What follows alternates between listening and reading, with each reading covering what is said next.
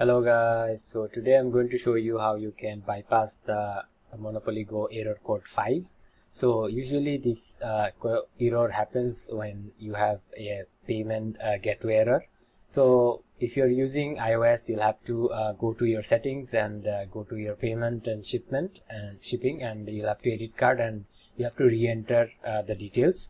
So simply try to see if your card details is okay or not. Similarly, from Android, you'll have to do the same. Go to Google Play, go to Profile, Payments and Subscriptions, Payment Methods, and Update Card. So you'll need to make sure that your card hasn't expired yet. So hopefully this will fix your issue, but if it still doesn't fix the issue, what you'll have to do is you'll have to uninstall the file.